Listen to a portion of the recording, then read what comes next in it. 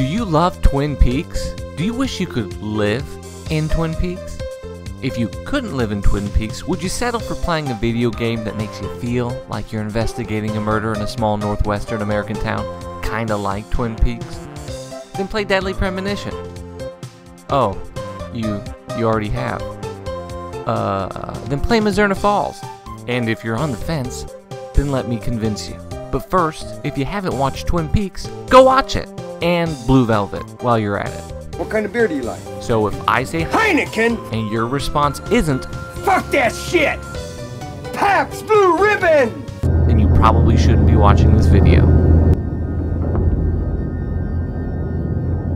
Mizzurna Falls is a PS1 game that was trapped as a Japan-only release until just a month or two ago. While researching my Deadly Premonition video last year, I learned of its existence and put its name on a little sticky note on my corkboard under the reasons to learn how to read Japanese. But now it's been fully translated into English, so I can take you through the world of Mizzurna Falls.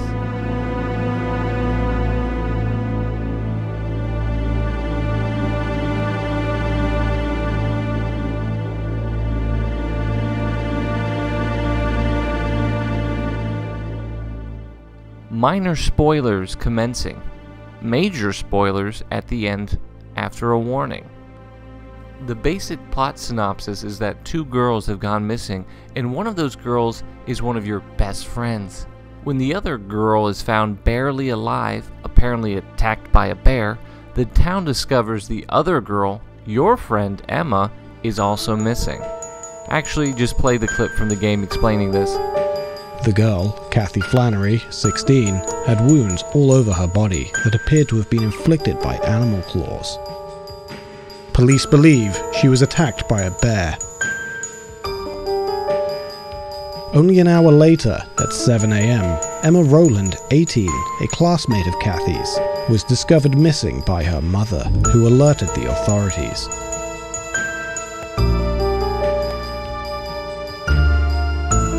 Local police suspect the two events are connected. With a population of less than 2,000 people, the close-knit community of Mizzurna Falls is all too familiar with the two young lives that now hang in the balance. And is the guy doing the VO the guy from Did You Know Gaming? So we see the first of many Twin Peaks possible references, with the two girls being the game analog to Ronette and Laura. There are irrefutable similarities that, for obvious reasons I cannot discuss, that lead us to conclude that Laura Palmer was the second and Ronette Pulaski would have been the third. The game starts with a small prologue that introduces you to many of the main players of Mizzurna Falls. But unlike Dale Cooper, you're not a part of the official investigation, and so you take on a more Jeffrey Beaumont type role. Man, I like Heineken. You like Heineken? The game plays out with you, Matthew Williams, driving around town, talking to townsfolks, gathering clues, and fighting badly sometimes. And shooting a few times too. This is America, after all. America, fuck yeah! Coming again to save the motherfucking day, yeah! America, fuck yeah! Time in Mizzurna Falls progresses 1 minute for every real-world 3 seconds. So if you were hoping to have the full Animal Crossing experience, I'm sorry. God. And just side note, doesn't that make the kilometers per hour speedometer wrong? I'm not good at math, so someone smarter figure that out for me and tell me why that's wrong and put it in the comments. The main challenge, and some would say only, notwithstanding the shitty fighting game portions, is figuring out how to be at the right place at the right time. It's never really clear what you should be doing. The game does not hold your hand. You can talk to people and call them on the phone, but the advice they give you on what you should be doing isn't always right or helpful. And knowing what things are relevant for getting the good ending, I don't even want to know how much trial and error you would have to do to figure out what things you can skip and not skip. There's a great guide for the game that I used on GameFAQs that lays everything out in color-coded simplicity by Resident Evie, who is also the person who translated the game. So major props and thanks to Resident Evie. But just like Deadly Premonition, the most fun I had was going through the game without knowing the right thing to do. I know you like Majora's Mask, Tyler, but this game kind of puts it to shame.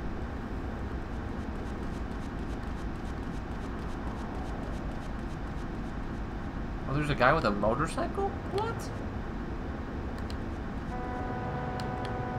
Gotta follow him.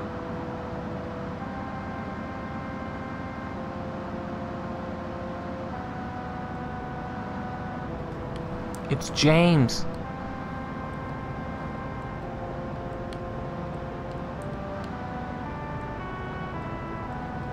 He was always cool.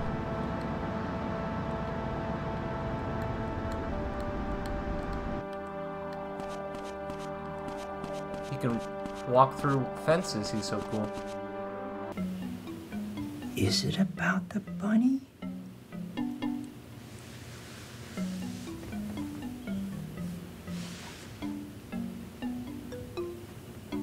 No. The mystery propelled me, and half the fun was finding out that I missed something, an event, like the gathering of all the townsfolk at the church to have a meeting about the disappearance, and reloading it and going back and experiencing it. But you could just miss that. You could just go the entire game and not do that. I did come pretty close to getting the good ending initially, but once you miss one thing, that births a thread of missing interaction. People will reference things they said to you that they never actually said to you because they assume you've been playing the game perfectly. Did you find him? Laura. You didn't find him? Laura. The thing that would make Mizzurna Falls a much more playable game would be a way of keeping track of all the things you missed. It wouldn't have to, tell you exactly what it was, but just like the side quests in Deadly Premonition that give you a chapter and let you know, hey, if you missed it, you need to go back and replay this chapter to trigger it. If that had the same sort of mechanic in Mizzurna Falls, and apparently according to some interviews with the creator that was in the works but they never got to implement it, it would make it much easier to figure out how to get the good ending without it feeling, completely fucking random.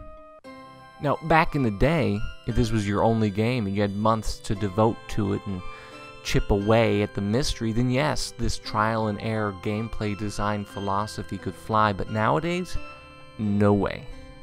So, Deadly Premonition is still way more interesting and playable, but don't write off Mizzurna Falls as just some weird curio. It is worth playing if you can deal with the crashes and the tank controls. There's a mystery here that just might knock your socks off. Some interesting things to note: the director and writer of the game, Taiichi Ishizuka, seems to have only worked on a few other games, all having to do with firefighters. There's the Firemen for Super Nintendo that was released only in Japan and Europe, and the Firemen 2, Pete and Danny, on the PS1, which was only ever released in Japan. And then you've also got Fire Heroes on the PS2, only in Japan and Europe. And this is where I put a clip of the Fireman from The Return. According to an interview with the director by John Cizapanayak in his book The Untold History of Japanese Game Developers, Volume 2, Taiichi Ishizuka, at least in 2017, was working as a tour guide in Canada. I think I'm high! And had left his career in video games. He says he's never played Shenmue or Deadly Premonition, and therefore wouldn't know how much of an effect his game might have had on theirs. Again, major shoutouts to Resident Evie, who translated the game, for bringing this obscure gem to a playable state for us that don't know how to read or speak Japanese. And also thanks to Gemini, the independent developer that was able to hack the English into the game. Through these titans of good Samaritanism, the rest of us lynch nuts can experience this strange mystery. Oh yeah, spoilers. Big spoilers coming up. The period of the game plays over 7 days, which is a reference to the Japanese title of Twin Peaks Fire Walk With Me, which is Twin Peaks: The Last 7 Days of Laura Palmer. And spoilers again, if you get the bad ending, it really will be the last 7 days of the Laura Palmer of this story's life. Driving in this game is better than Deadly Premonition, maybe, but still quite challenging. Did I mention save often? Because sometimes the game will just decide to not load portions, which can put you in a fail state. And the driving is only really challenging because the geometry and hit detection in this game leave something to be desired. There's no hard and fast rule about what trees or mailboxes are impediments and which ones your car can phase through. No GTA-like car versus car action here. If you try to run into another car, you'll be pushed off like it's same pole magnet, smooth and jarring at the same time. And if you try to run into the pedestrians, they will turn into kind of mist folk that you just glide through. The game does do a good job of creating a sense of place. The amount of NPCs and non-named NPCs wandering through the town and responding with different dialogue at different times is impressive.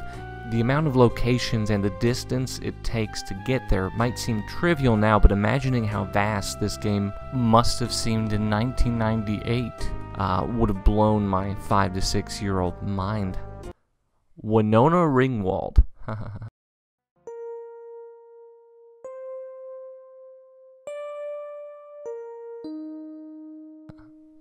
Again, spoilers, but the game directs you to think that the priest, Father Barton, is the killer, using the knowledge that the person playing this game probably has a predisposition to assuming that the father is the killer after watching Twin Peaks. The music in Mizzurna Falls never reaches those badalamenti highs, but it is moody and does evoke some of the same feelings of the Twin Peaks soundtrack. But the way it stops and starts, leaving more eerie stretches of silence than actual music, might be actually the most effective way the sound is used in the game. It's quite unnerving. Just all of a sudden the soundtrack just stops. And then it'll just start back up again at the turn of an hour, for instance. Should you play Mizzurna Falls? If you love Twin Peaks, you've played Deadly Premonition, and you're just looking for another fix of Twin Peaks video game goodness, you could do a lot worse than Mizzurna Falls. Kill me. In a future episode of Peak Files, we'll be looking at Bad Day on the Midway, a video game made by the art collective called The Residents, and that was at one point planned to be adapted to film by David Lynch. And looking at the screenshots I've seen of this game, yeah, it's gonna be interesting. Don't you fucking look at me!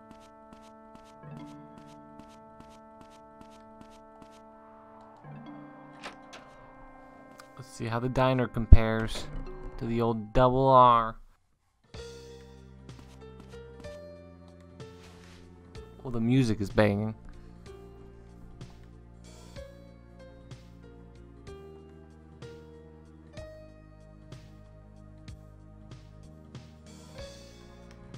I'll have the daily special.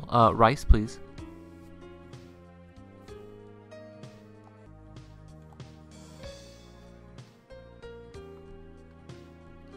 Chicken and pancakes, baby. Or gotta get a coffee. I mean, come on.